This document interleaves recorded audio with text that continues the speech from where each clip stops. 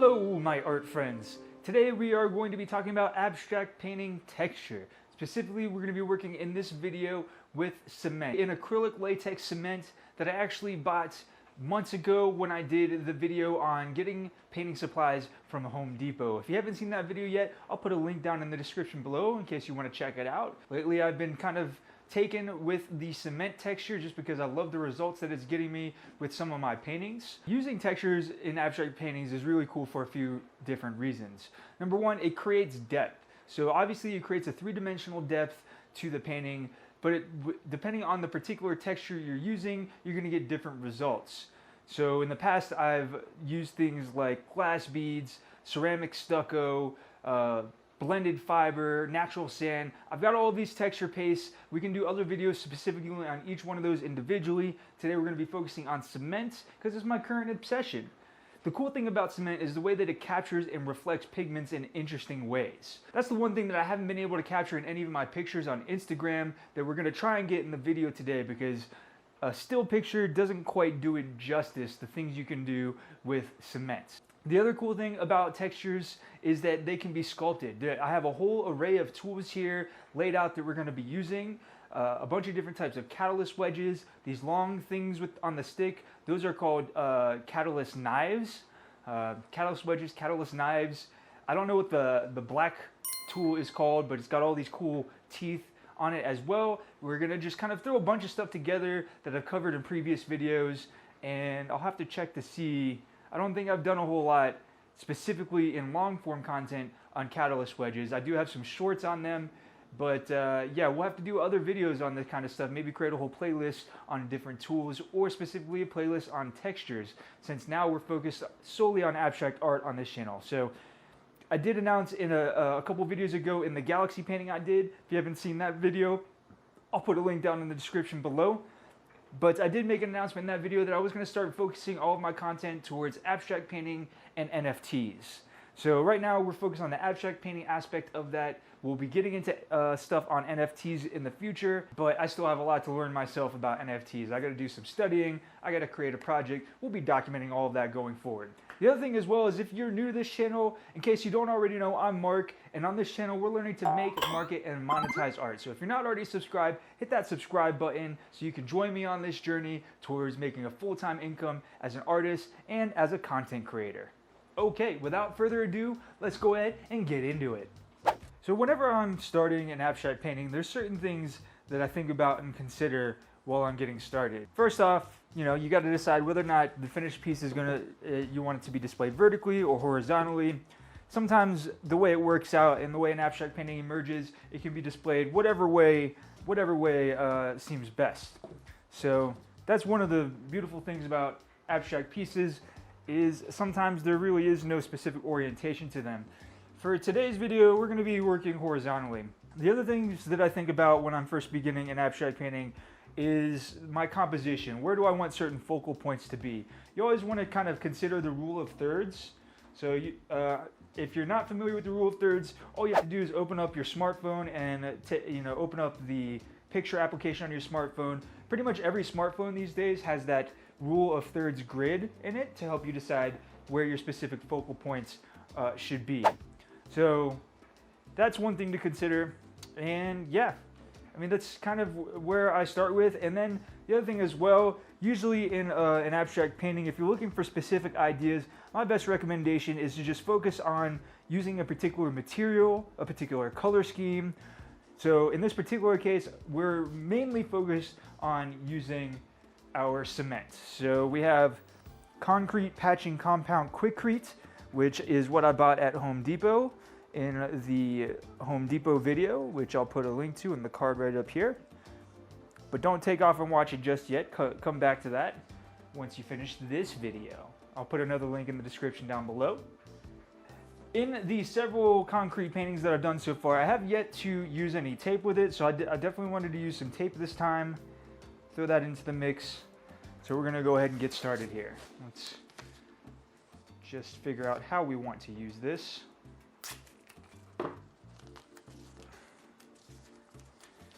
Now I want to draw some attention to a focal point right about here. So I'm just going to throw this guy in right here.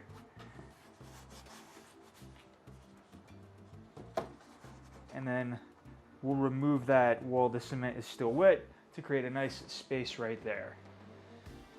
We'll do something similar on the other side. And we'll go straight down. Cool. So far, so good. Now, let's go ahead and start throwing down some concrete. You want to be careful with this because these little pieces have a tendency to kind of go everywhere. And if you're not careful, they can contaminate other paintings either while you're painting or maybe while you're doing some sealing. So it's definitely good to maybe wipe your area down once you're done with the painting or sweep up on the floor. As you can see, I'm kind of a mess. I got splatters on the wall. I got, you know, stuff everywhere. But let me show you what this looks like. So here is our cement. It's nice and soft as you would expect cement to be. This is a good tool for applying cement. I specifically bought them for this reason when I bought the cement. And yeah, so we're just gonna take a big blob here and get it going. In fact, another good thing to do is wet the canvas a little bit, since you know, it's good practice with cement. Oh, I don't want to get all my tape wet. Let me move those. One of the problems with spraying with water when there's tape on here is the water may remove the tape. That's okay. We're not looking for perfection. We're not looking for clean, crisp lines in this. We're just looking to create space. Okay, and now once we start applying our cement, you just got to kind of think of different ways to apply it to get some cool texture. So I want to wet this down. I'm going to use a little more water this time than I have previously when using cement, just because I want to.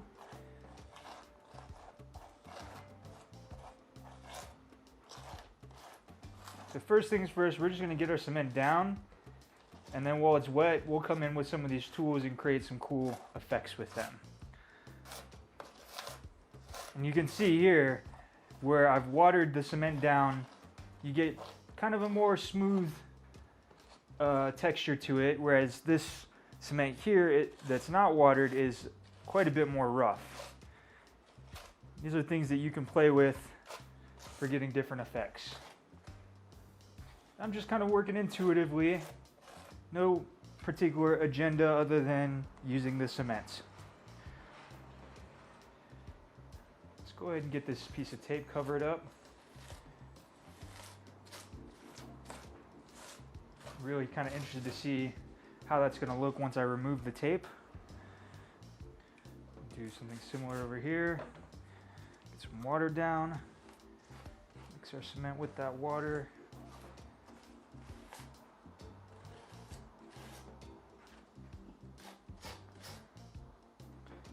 Can't forget to give some love to the edges. I, for one, always try to wrap my colors around the edges. I don't want to ignore them. They're part of the painting, you know, because it can be part of what captures the eye. Let's say you're on the other side of the room and you see something cool on the edge of a painting.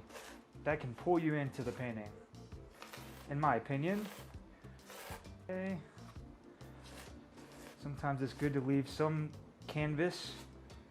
You know, it just depends on what you want, what you're feeling at that moment in time. Heck, you may even want to throw some metal leafing in here too. I'm not going to do that today, but if you have it on hand, you never know. Could come in handy. Now let's go ahead and build up some areas to sculpt. Some cool effects. Let's see what we can do. I'm gonna kind of leave this space right here. Let's scrape that off. Leave a space there on the canvas. Have this little swoosh draw us up into the space that's going to be right there. And this little whatever I have sculpting going on here draw us up over in this direction. You just kind of want to think in various ways on how you're going to draw the viewer's eye around the canvas. I'm going to have to clean up this table because I'm getting cement everywhere. That's okay though. It's what happens when you're an abstract artist. You just kind of do what you do, clean up the mess later. Can't worry about that while you're working. while you're working. All right, so we got a nice thick layer of cement here. So now let's add in some additional effects. I like this little swirl we got going on here, so I want to kind of create a circle right here.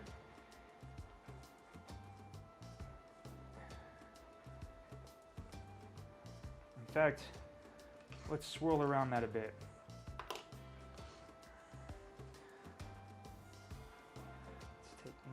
Let's work with that a little bit more concretely. Oh, I know, I'm such a dork.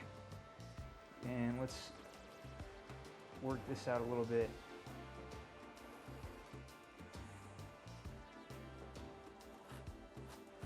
I didn't show this as part of our tools, but I've used this in a different concrete painting. This particular thing here gets some cool textures, and I want to use it right here. Boom.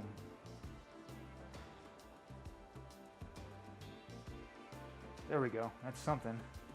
So we're sculpting our textures here. Let's go ahead and switch our tools up.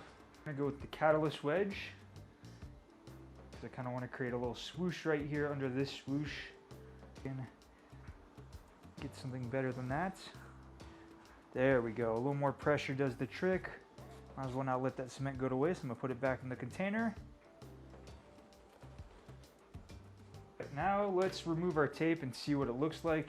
Okay, I believe the cement takes about maybe an hour or two to dry. So if you're using tape, you definitely want to make sure you remove it pretty soon once you're getting close to where we're at now and you've decided you've added enough texture and effects. I honestly don't know if I like that. I think we're gonna do something a little more here because I don't really like those big spaces in there. Maybe we'll bring this down a little bit this way, kind of work from this swoosh downward a little bit. So I still want to leave some of it, but I kind of want to scatter it up a little bit. It's a little too clean and neat for the rest of what's going on here. Oh no, don't do that because then cement goes everywhere. Let's take this guy, add some juxtaposition in here.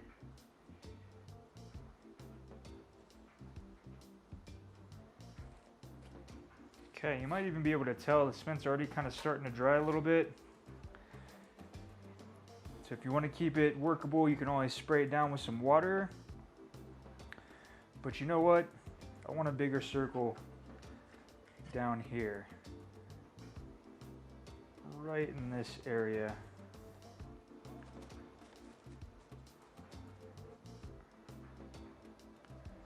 Bingo. All right, I like what we have here. I think I can work with that. So we're gonna let that dry, and then we'll come back and add some paint to it.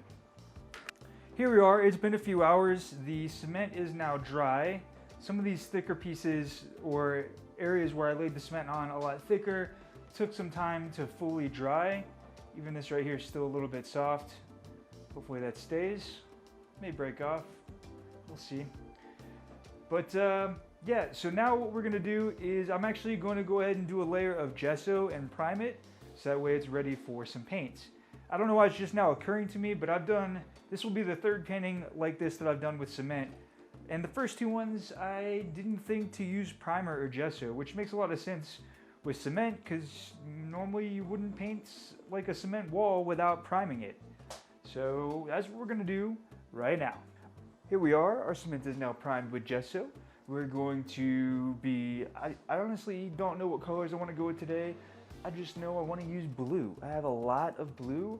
This is ultramarine blue. In fact, I don't know if I even want to use this blue because it doesn't mix well with others. But you know what? Let's use it. I got a lot of it. It's barely been cracked open. And in fact, since when I do add more colors, it's going to be dry, it shouldn't be a problem. So we'll go ahead and start by laying down some blue paint and see where it takes us.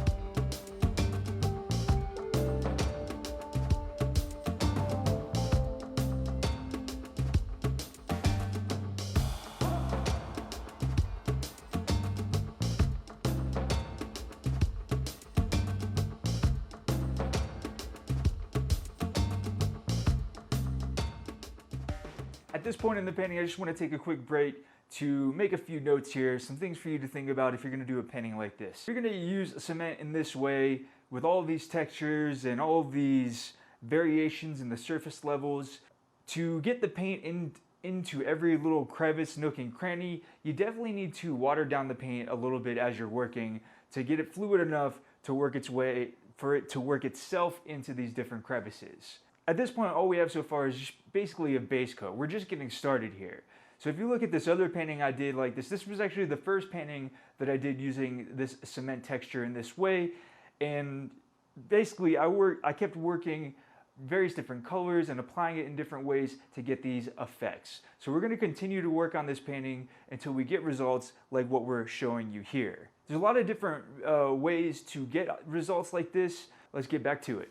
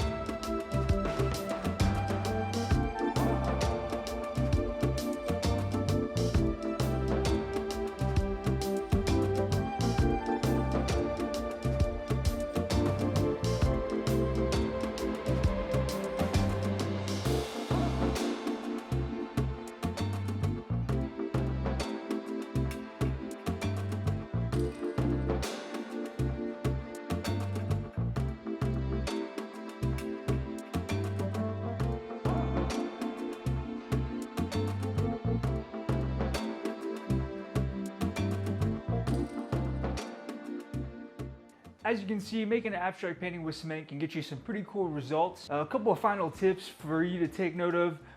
You may have noticed when I was working, I was using the brush in a very horizontal, flat way to get the peaks or tips of some of the textures of the cement to get some of those effects that I was working into the painting there. I was also using different types of spray bottles, you know, splashing some washes on there here and there, and just basically layering my colors up until I got some results that I was satisfied with.